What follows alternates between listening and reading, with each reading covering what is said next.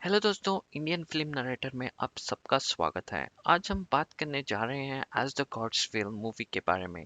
Movie की शुरुआत में हमें एक लड़का दिखाई देता है जिसका नाम शुन था। वो अपनी लाइफ से बहुत ही ज्यादा बोर हो चुका था और उसकी लाइफ बिल्कुल एक नॉर्मल लड़के की तरह चल रही थी। उसकी लाइफ में कुछ भी इंटरेस्टिंग नहीं था। वो एंटरटेनमेंट के लिए बहुत से वायलेंट वीडियो गेम्स भी खेलता था, पर इन सब से शुन बहुत ही जल्दी बोर हो जाता था।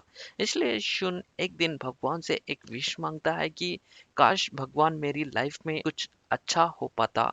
काश मेरी लाइफ एक गेम की तरह होती जिसमें मैं काफी मजा लेता। अब अगले दिन शुन के स्कूल में क्लास चली थी। तब अचानक से टीचर का सर फट जाता है और उसके अंदर से एक दारूमा डॉल निकल कर आती है।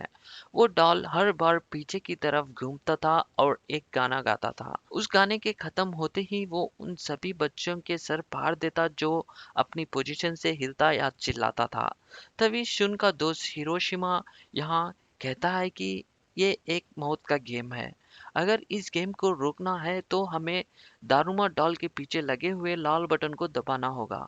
ये बात सुनते ही इनकी क्लास का एक लड़का बटन दबाने के लिए भागता है, लेकिन दारूमा उसे भी देख लेता है और उसके सर को फाड़ देता है। तभी शुन ये देखता है कि उस डॉल के ऊपर टाइमर भी लगा हुआ होता है और अब उसमें केवल एक ही मिनट बचा था।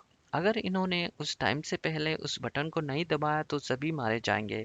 इसलिए वहां खड़े सभी बच्चे वहां से भागने की कोशिश करते हैं और इसी बात का फायदा उठाकर वो दारुमा डॉल सभी बच्चों को एक एक करके मारने लगता है। इसी तरह क्लास के सारे स्टूडेंट्स मारे जाते हैं सिवाय शुन और उसके दोस्त हिरोशिमा के, क्योंकि वो दोनों अपनी जगह से नहीं हिलते थे, इसलिए वो डॉल उन्हें कुछ भी नहीं करती थी। फिर ये दोनों एक प्लान बनाते हैं और शुन हिरोशिमा के खांधे पर पैर रखकर डॉल के ऊपर चढ़ कूद जाता है और उस बटन को प्रेस कर देता है। अब इन दोनों ने मिलकर इस मौत के गेम को खत्म कर दिया था, पर तभी दारुमा डॉल हिरोशिमा को भी मार डालती है। तो इसका मतलब ये था कि इस गेम को सिर्फ एक ही व्यक्ति जीत सकता था। जो पहले उस बटन को प्रेस करेगा वो जो डॉल के पीछे था। अब दारुमा डॉल शुन से ये कहता है कि एक बिल्ली आएगी और सभी को खा जाएगी, लेकिन शुन को कुछ समझ में नहीं आता। और इसके बाद शुन काफी दुख हो जाता है क्योंकि उसके सभी दोस्त मारे जा चुके थे।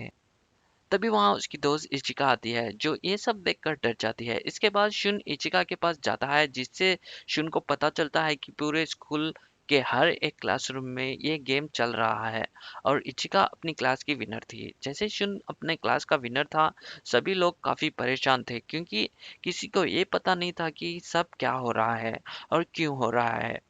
अब बाहर जाने के सारे दरवाजे भी बंद हो चुके थे और ये दोनों भागते हुए स्कूल के मेन हॉल में आ जाते हैं और जहां अपनी तरह और भी स्टूडेंट्स दिखाई देते हैं। उनमें से कुछ बच्चों को जुए वाली ड्रेस को पहनाई हुई थी और उस हॉल के फ्लोर पर लिखा था कि जो भी बिल्ली की घंटी को लगाएगा उससे बच पाएगा।